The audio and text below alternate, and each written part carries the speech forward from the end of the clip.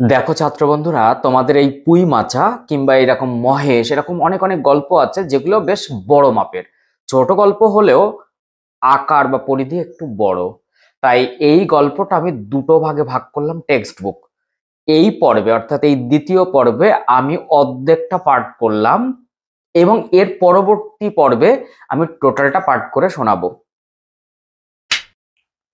পুঁই মাচা গল্প নিয়ে আজকে দ্বিতীয় পর্ব। প্রথম পর্বে আমরা আলোচনা করেছিলাম এই পুঁই মাচা বিভূতিভূষণ বন্দ্যোপাধ্যায় কিভাবে লিখলেন, সেই পাথুরিঘাটা জমিদার পরিবারে কেন তিনি গৃহশিক্ষকের কাজ নিলেন, সেখানে গিয়ে কি অলীক ঘটনা ঘটলো, তার ফলাফল হিসাবে আমরা পুঁই মাচা পেলাম। গল্পচ্ছলে ছাত্রদের মাঝে পুঁই মাচার গল্প বলে সেই গল্প হাতে লেখা পত্রিকা অবসারিকাতে প্রকাশিত হলো। তারপর প্রবাসী পত্রিকা এই করতে করতে এই গল্পটি আমাদের কাছে চলে আসলো। এই যে ক্লাস 11-এর একটি মাত্র গল্প বিভূতিভূষণ বন্দ্যোপাধ্যায়ের পুঁই মাচা অমর সৃষ্টি, তার সমস্ত ঘটনাবলী কিন্তু আমি প্রথম পর্বে ইতিমধ্যে জানিয়ে দিয়েছি। সেই প্রথম পর্বের ভিডিওটা দেখার জন্য অবশ্যই ডেসক্রিপশনে চলে যেতে হবে, সেখানে লিংক দেওয়া আছে।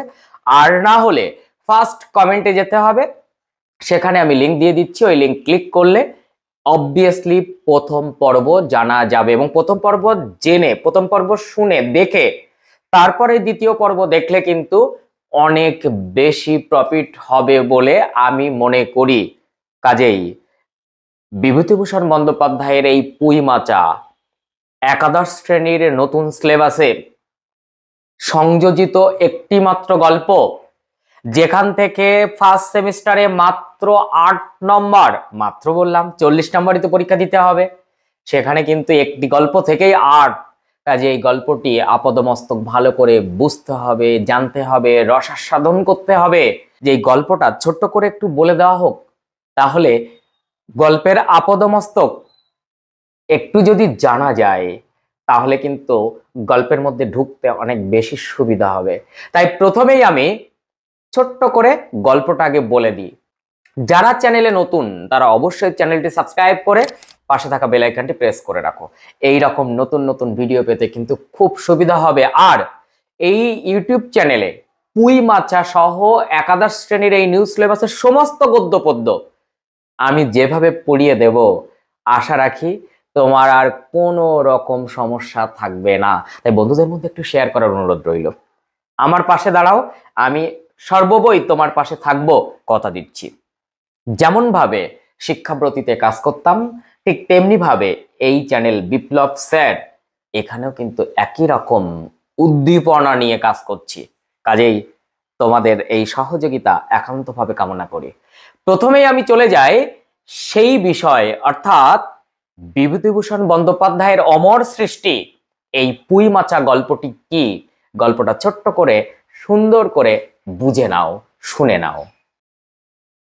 সহায় হরি চাটুর্যে ব্রাহ্মণ পরিবারের, তার পরিবার ওই গ্রামে এখন কিন্তু একটু দরিদ্র পরিবার। স্ত্রীর নাম অন্নপূর্ণা, 3 মেয়ে। বড় মেয়ের নাম খেন্তি, যাকে কেন্দ্র করে এই গল্পের উত্থান পতন। খেন্তি নামটা মাথায় রাখো।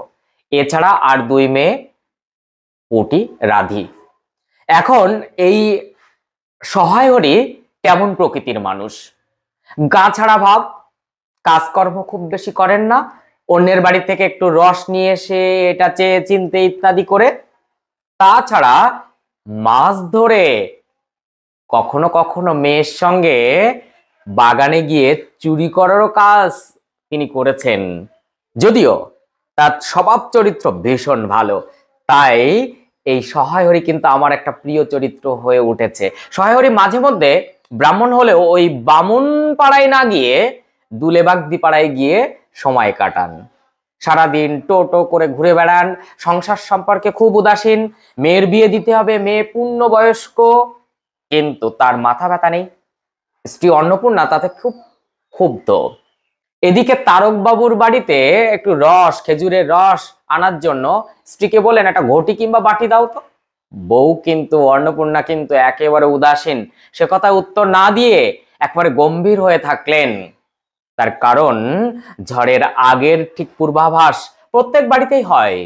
স্বামী স্ত্রীর মধ্যে এই রকম একটা ছোট্ট খেলা খেলা বা দোলাচল চলে, যেখানে স্ত্রী খুব রাগান্বিত, স্বামী কি করেন, তাকে একটু সমঝে সমঝে চলেন। এই রকম এক চরিত্র অন্নপূর্ণা। তো সেই অন্নপূর্ণা দেবী এই পরিবারটাকে দেখভাল করেন। স্বামীকে বললেন, তোমার তো মাথা ব্যথা নেই, মেয়ে বড় হয়েছে, সমাজ এবার আমাদের একঘরে করে দেবে, তাহলে তুমি পরের বাড়িতে শুধু রস চাওয়া, এ পাড়ায় ও পাড়ায় ঘুরে দুলে বাগদিদের সঙ্গে মিশে তুমি কি করছো? আমাদের সবার আগে মেয়ে, বড় মেয়ে খেন্তির বিয়ে দিতে হবে।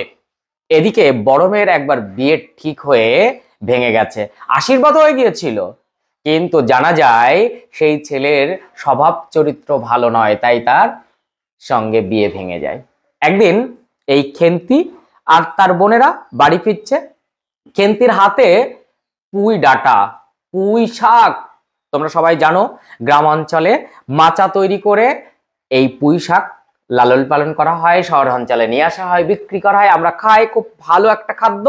তো সেই লতানো গাছ, সেই পুঁই, সেই পুঁই শাকের ডাঁটা এক বাড়ি থেকে সে নিয়ে চলে এসেছে। মা তো বকাঝকা করা শুরু করেছে যে অন্যদের ফেলে দেওয়ায় হলদে পাকা পুঁই শাক কেন সব জোগাড় করে নিয়ে এসেছিস, সবাই বাড়ি বাগান পরিষ্কার করছে তাই তুই সেই বাগান পরিষ্কারে সহযোগিতা করেছিস।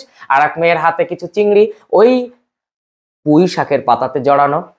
বাবা জিজ্ঞেস করে যে কোত্থেকে নিয়ে আসলি চিংড়ি? তো ওই গয়া পিসির কাছ থেকে। গয়া পিসি দিতে চাইছিল না, কারণ তার বাবার কাছে আগেই তো ধার রয়েছে, কিছু টাকা শোধ দেওয়া হয়নি, সহায়রি দিতে পারেননি। তবুও কাকুতি মিনতি করে মেয়েরা কিন্তু চেয়ে নিয়ে এসেছে।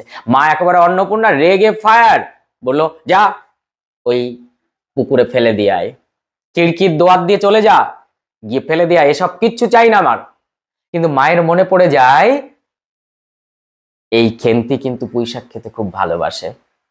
খেন্তি একবার অরন্ধনের সময়, তারপরে যখন রান্না বাটি শুরু হয়, সেই সময় যে পুঁই শাক রান্না করা হয়েছিল তা কিন্তু অর্ধেকের বেশি সে নিজেই খেয়েছিল। তাই মেয়েরা খুব মনোকষ্ট যে মা ফেলে দিতে বলেছে পুঁই শাক, তবুও তারা ফেলে দিয়ে আসলেও মা অন্নপূর্ণা কিন্তু চুপি সারে ওই ফেলে দেওয়ার সময় হাত থেকে দু একটা করে যে পড়ে গেছে রাস্তায়, সেইগুলো কুড়িয়ে নিয়ে এসে পুঁই শাক রান্না করেছে। খেতে বসে খেন্তির মুখে হাসি, পুঁই শাক পাতে পড়েছে। তো এই রকম একটি চরিত্র, যার ডাগর ডাগর চোখ, এই বড় চেহারা, চুলগুলো লম্বা, এই রকম একটি মেয়ে খেন্তি, যার কিন্তু 15-16 বছর বয়স হলো, কিন্তু এখনো বিয়ে হয়নি। তখন সমাজে ছোট বয়সে বিয়ে দেওয়ার নিয়ম ছিল। এদিকে গ্রামে একঘরে করে দেবে বলে তাকে শাসানো হচ্ছে, কিন্তু হেলদোল নেই সহায়রীর, ওসব কিচ্ছু মনে করেন না। পরবর্তীতে এই খেন্তির কিন্তু বিয়ে হয় এবং এক দোজবেরে ছেলের সঙ্গে বিয়ে হয়ে যায়। তখনকার দিনে কন্যা দায়গ্রস্ত পিতা তার কন্যাকে অন্যের হাতে অর্পণ করতে পারলেই বাঁচে। তো বৈশাখ মাসে তার বিয়ে হয়ে যায়, তার মানে দ্বিতীয় বিয়ে। প্রথমবার আশীর্বাদ পর্যন্ত পৌঁছেছিল, বিয়ে হয়নি, তাই তো এত গোলযোগ যে তাকে তাড়াতাড়ি বিয়ে দিতে হবে, কারণ সে উৎসুগ্গ করা মেয়ে হয়ে গেছে। তাই দ্বিতীয়বার যখন তার বিয়ে হলো সেই বৈশাখ মাস, কিন্তু সেই বৈশাখ মাসের যে ছেলের সঙ্গে বিয়ে হলো তার কিন্তু আগে একটা বিয়ে হয়ে গেছে, তাই সে দোজবেরে বর বলছি আমি। তো তার সঙ্গে খেন্তির বিয়ে হয়ে গেল, মুখ বুঝে সহ্য করে নেওয়া সমাজে খেন্তিও মেনে নিল। তো তার বিয়ে হয়ে যাওয়ার সময়, বিয়ে হওয়ার সময় নানান ঘটনা ঘটে, কারণ বরপণ জোগাড় করতে পারেননি সহায়রী, সেই টাকা না দিতে পারায় তাকে বাপের বাড়ি পাঠানো হয় না। এদিকে ফাল্গুন মাস আসতে না আসতে ওই খেন্তির কিন্তু বসন্ত রোগ হয়। ইতিমধ্যে বাবা কিন্তু একবার গিয়েছিলেন মায়ের অনেক বকাঝকাতে যে তুমি একবার গিয়ে দেখে এসো। তো পৌষ মাস, সেই সময় সহায়রী মেয়েকে দেখতে যান, কিন্তু সেই বাড়ি গিয়ে তাকে তার কপালে জোটে শুধু গালি, কারণ মেয়ের শাশুড়ি নানান কথা শোনায় যে একটি টাকাও হাতে করে নিয়ে আসতে পারেনি, কারণ বরপণ এখনো তো শোধ হয়নি। এদিকে টালাতে তাদের এক আত্মীয় আছে এই খেন্তিদের, সেটা জানতো সেই বাড়ি, তাই তার বসন্ত আক্রান্ত হওয়ার সময় যখন সে মরণাপন্ন, তার গায়ের থেকে সোনার গহনা খুলে নিয়ে তারা কিন্তু তার বাড়িতে পৌঁছে দেয়নি, দূর আত্মীয়ের ওই টালাতে থাকা সেই আত্মীয়ের বাড়ি তাকে দিয়ে আসে। সেই বাড়ি থেকে খবর দেওয়া হয় সহায়রীদের যখন সহায়রী মেয়েকে দেখতে যান সেই টালাতে, গিয়ে দেখেন মেয়ের মৃত্যু হয়েছে। এইরকম এক মর্মান্তিক ঘটনা তিনি তার বাড়ির দাওয়ায় বসে প্রতিবেশীর সঙ্গে বলছেন। আবারও পৌষ মাস, মা প্রথমবার পিঠে তৈরি করেছিল যে সময় এই খেন্তির বিয়ে হয়নি। সে একেবারে মানে একটা দুটো নয়, 18-20টা পিঠে সে খেয়ে নিয়েছিল, খেতে ভালোবাসতো। সে কিন্তু বিয়ের আগে বাড়ির ওই উঠানের ওইখানে একটা কিন্তু পুঁই শাক পুঁতেছিল। তখন গ্রীষ্মকাল, মা বলেছিল বাঁচবে না, তবে সে বলেছিল জল দিয়ে বাঁচিয়ে দেওয়া হবে। তো সে জল দিয়ে দিয়ে দিয়ে সেই গাছটাকে বাঁচানো হয়। তার আজ বিয়ে হয়ে গেছে, তার মৃত্যু হয়ে গেল। আবারও পৌষ মাস, মা পিঠে তৈরি করছেন, মেয়েরা কিন্তু তাকে সহযোগিতা করছে যে তুই মেয়ে আর পুটিয়া রাধি। সেই সময় কিন্তু মনে পড়ে যায় সেই খেন্তির কথা, এবং সেই খেন্তি যে বড্ড ভালোবাসতো পিঠে খেতে। ওদিকে উঠানের দিকে তাকিয়ে দেখা যায় বর্ষার আগমনে, বর্ষার জল পাওয়াতে তার হাতে লাগানো ওই পুঁই শাক আজ মাচা ভর্তি হয়ে তার ডগাগুলো লতিয়ে একেবারে যেন বাইরে বেরিয়ে এসেছে, যৌবন প্রাপ্ত হয়েছে। কিন্তু খেন্তি আজ আর নেই। খেন্তির জীবন যৌবন প্রাপ্ত হলো না, কিন্তু খেন্তির লাগানো পুঁই শাক সে কিন্তু সামাজিকতার দিক থেকে প্রকৃতি তাকে যৌবন প্রাপ্ত হতে দিয়েছে। সেই সুযোগ কিন্তু খেন্তি পেল না। মুখ বন্ধ করে, মুখ বুজে সমাজের সব লাঞ্ছনা তাকে সহ্য করতে হলো। যেহেতু এটি ছোট গল্প, তাই সেই রবীন্দ্রনাথ ঠাকুরের ছোট গল্পের সেই আদর্শ সংজ্ঞা এখানে আবার তুলে ধরতে পারি। কোনটি? সোনার তরী কাব্যগ্রন্থের বর্ষাযাপন কবিতায় তিনি কি লিখেছিলেন? ছোট প্রাণ, ছোট ব্যথা, ছোট ছোট দুঃখ কথা, নিতান্তই সহজ সরল, অন্তরে অতৃপ্তি রবে, সাঙ্গ করি মনে হবে শেষ হয়ে হইল না শেষ। তাই শেষে গিয়ে একটা অতৃপ্তি থেকে যাবে পাঠক সমাজে। এরপরে কি হলো একবার জানবার প্রবল ইচ্ছা থাকবে। তাই তো এটি ছোট গল্প। ছোট গল্পের বৈশিষ্ট্যই তো একমুখীনতা, শেষে গিয়ে অতৃপ্ত হয়ে থাকা পাঠক মন। কাজেই গল্পটি আদর্শ, গল্পটি ছোট গল্প হিসেবে আদর্শ, আমার একটি প্রিয় গল্প হয়ে উঠেছে এই পুঁই মাচা। আশা করি পাঠ্যাংশ টোটাল পড়ালে তোমারও খুব ভালো লাগবে। সেই বরসপোতাতে গিয়ে মেটে আলু চুরি করার ঘটনা তোমার খুব আনন্দ দেবে। পুকুরে স্নানের দৃশ্যে তোমার খুব আনন্দ দেবে। মা দেখে ফেলবে মেটে আলু চুরি করা, তোমার খুব আনন্দ দেবে।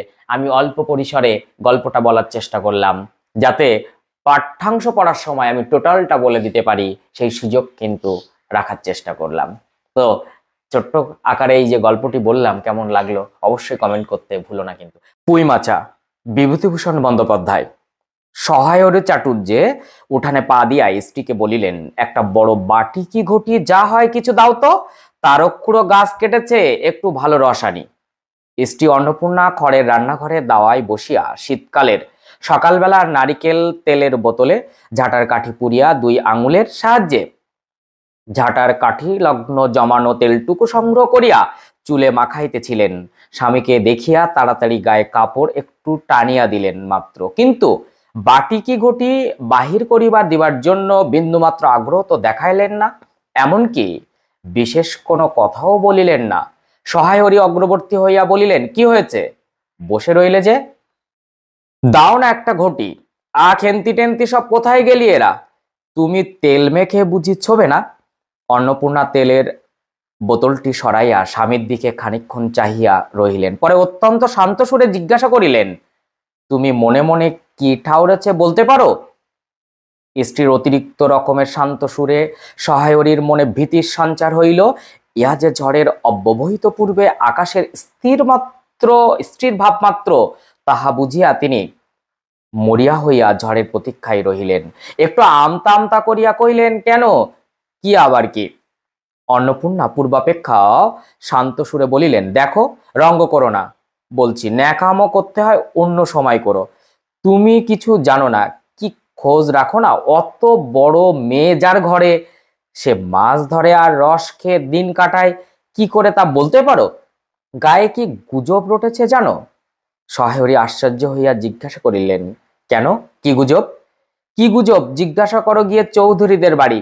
কেবল বাগদি দুলে পাড়ায় ঘুরে ঘুরে জন্ম কাটালে ভদ্রলোকের গায়ে বাস করা যায় না, সমাজে থাকতে হলে সেই রকম মেনে চলতে হয়।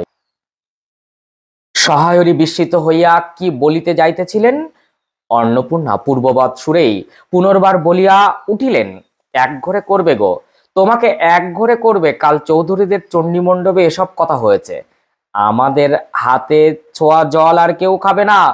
আশীর্বাদ হয়ে মেয়ের বিয়ে হলো না, ও নাকি উৎসুগ্য করা মেয়ে, গায়ের কোনো কাজে তোমাকে আর কেউ বলবে না। যাও, ভালো হয়েছে তোমার, এখন গিয়ে দুলে বাগদি বাড়ি উঠে বসে দিন কাটাও। সহায়রী তাচ্ছিল্যের ভাব প্রকাশ করিয়া বলিলেন, এই আমি বলি না জানি কি ব্যাপার, এক ঘরে সবাই এক ঘরে করেছেন, এবার বাকি আছেন কালীময় ঠাকুরও। অন্নপূর্ণা তেলে বেগুনে জ্বলিয়া উঠিলেন, কেন, তোমাকে এক ঘরে করতে বেশি কিছু লাগে নাকি? তুমি কি সমাজের মাথা, না একজন মাতব্বর লোক? চাল নেই, চুলো নেই, এক করার মুরদ নেই, চৌধুরীরা তোমায় এক ঘরে করবে তার এমন কঠিন কথা কি? আর সত্যিই তো, এদিকে ধাড়ি মেয়ে হয়ে উঠল, হঠাৎ স্বর নামাইয়া বলিলেন, হলো যে 15 বছরের, বাইরে কমিয়ে বলে বেলালে কি হবে? লোকের চোখ নেই? পুনরায় গলা উঠাইয়া বলিলেন, না বিয়ে দেবার গা, না কিছু, আমি কি যাব পাত্র ঠিক করতে?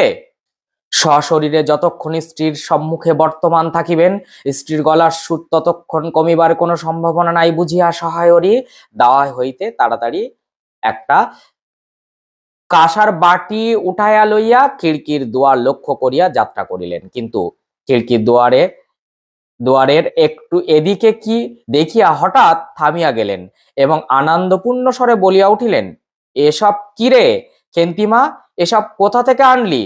ও, এ যে 14-15 বছরের একটি মেয়ে আর দুটি ছোট ছোট মেয়ে পেছনে লইয়া বাড়ি ঢুকিল। তাহার হাতে এক বোঝা পুঁইশাক, ডাটাগুলি মোটাও হলদে, হলদের চেহারা দেখিয়া মনে হয় কাহারা পাকা পুঁই গাছ উপড়াইয়া ফেলিয়া উঠানের জঙ্গল তুলিয়া দিতেছিল।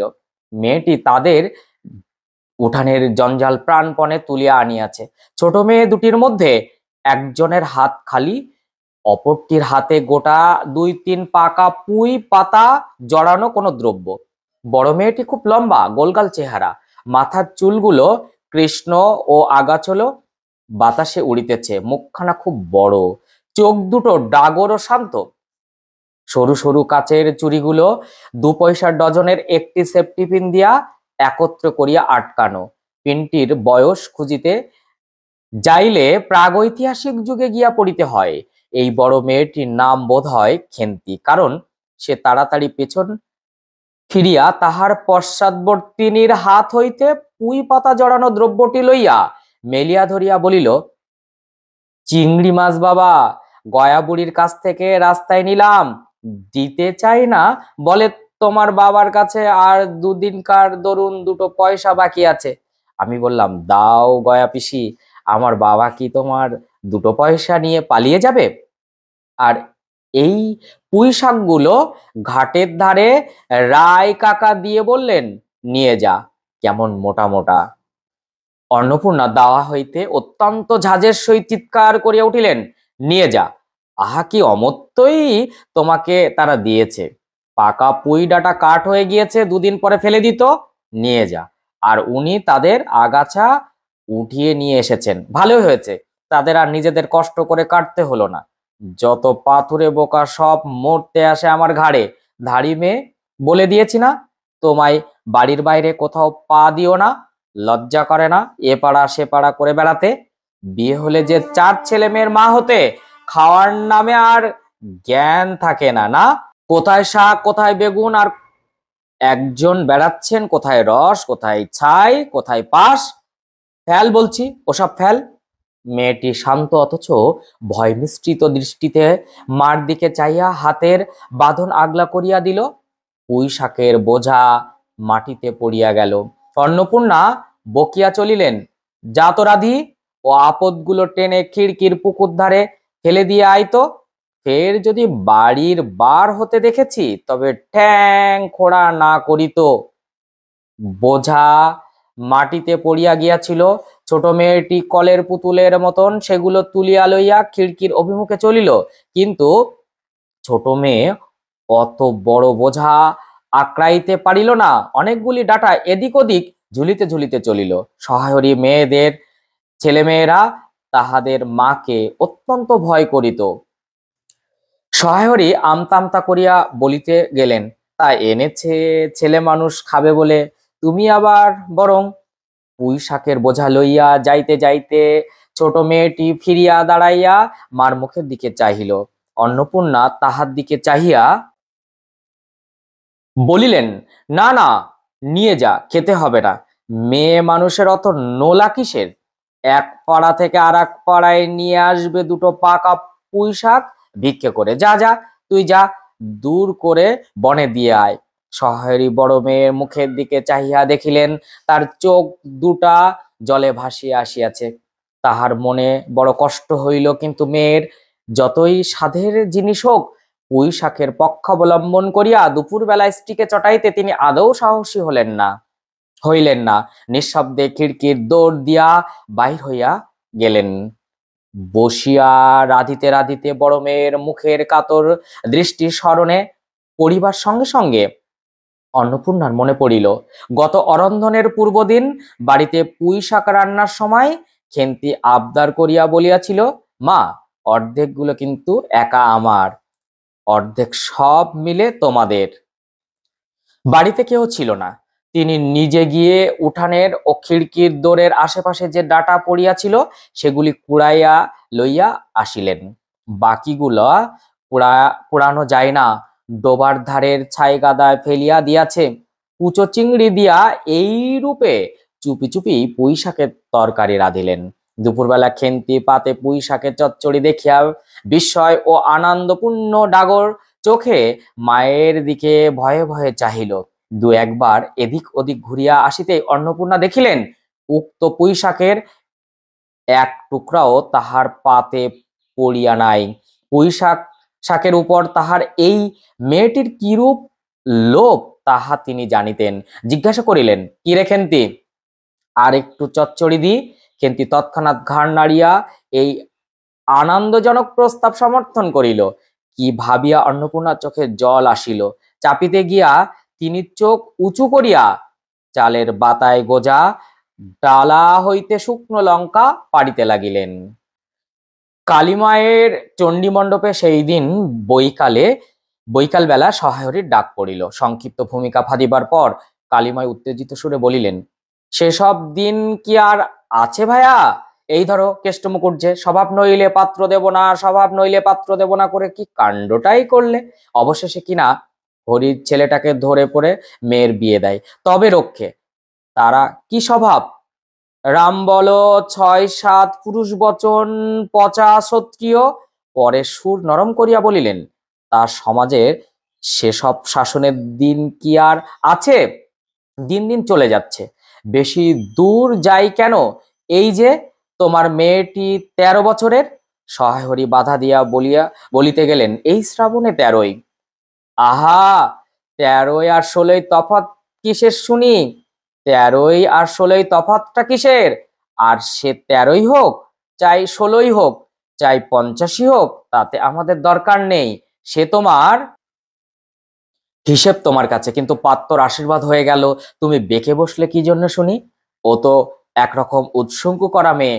আশীর্বাদ হও যা, বিয়ে হও তাই, ৭ পাকেই যা বাকি। এই তো সমাজে বসে এসব কাজগুলো তুমি যে করবে আর আমরা বসে বসে দেখব, এ তুমি মনে ভেবো না। সমাজে বামুনদের যদি জাত মারবার ইচ্ছে না থাকে, মেয়ের বিয়ের বন্দোবস্ত করে ফেলো।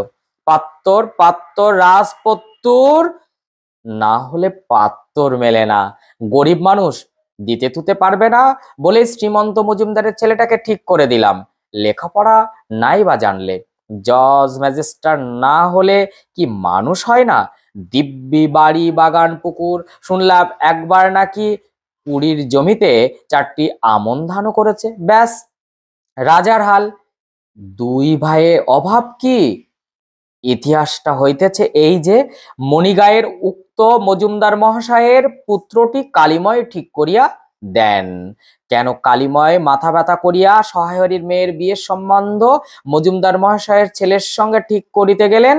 তাহার কারণ নির্দেশ করিতে যাইয়া কেহ কেহ বলেন যে কালিময় নাকি মজুমদার মহাশয়ের কাছে অনেক টাকা ধারেন, অনেক দিনের সুদ পর্যন্ত বাকি, শীঘ্র নালিশ হইবে ইত্যাদি। এ গুজব যে শুধু অবান্তর তাহাই নহে, ইহার কোনো ভিত্তি আছে বলিয়াও মনে হয় না। ইহা দুষ্ট পক্ষের রটনা মাত্র। যাই হোক, পাত্রপক্ষ আশীর্বাদ করে যাওয়ার দিন কতক পরে সহায়রীর টের পান পাত্রটি কয়েক মাস পূর্বে নিজ গ্রামের কি একটা করিবার ফলে গ্রামের এক কুম্ভকার বধূর আত্মীয় স্বজনের হাতে বেদম প্রহার খাইয়া কিছুদিন নাকি শয্যাগত ছিল। এই রকম পাত্রে মেয়ে দিবার প্রস্তাব মনোপুত না হওয়ায় সহায়রী সেই সম্বন্ধ ভাঙিয়া দেন। দীর্ঘায়িত হচ্ছে, একটি একটি পর্ব যদি আরো বেশি বড় করি তাহলে কিন্তু তোমাদের কোথাও না কোথাও ধৈর্যচ্যুতি ঘটতে পারে। তাই তোমাদের কথা মাথায় রেখে আমি এই দ্বিতীয় পর্ব এখানেই শেষ করছি। এর পরবর্তী পর্বে আমি পুঁই মাছের টোটাল গল্পটা, মানে বাদবাকি অংশের টোটাল পার্টটা পড়ে তোমাদেরকে শোনাবো। তাহলে আজকে এ পর্যন্ত। সবাই ভালো থেকো, সুস্থ থেকো। সেই সঙ্গে আবারও বলছি, যারা নতুন তারা অবশ্যই চ্যানেলটি সাবস্ক্রাইব করে পাশে থাকা বেল আইকনটি প্রেস করে রাখো। এরকম নতুন নতুন ভিডিও পেতে কিন্তু খুব সুবিধা হবে। বন্ধুদের মধ্যে একটু শেয়ার করে দাও। সেই সঙ্গে বলবো, এই দ্বিতীয় পর্ব দেখার সঙ্গে সঙ্গে প্রথম পর্বটা কিন্তু দেখে নিও। ডেসক্রিপশন চেক করো কিংবা ফার্স্ট কমেন্ট চেক করো, সেখানে লিংক দেওয়া আছে। প্রথম পর্ব কিন্তু অবভিয়াসলি খুবই মজার। তো টাটা।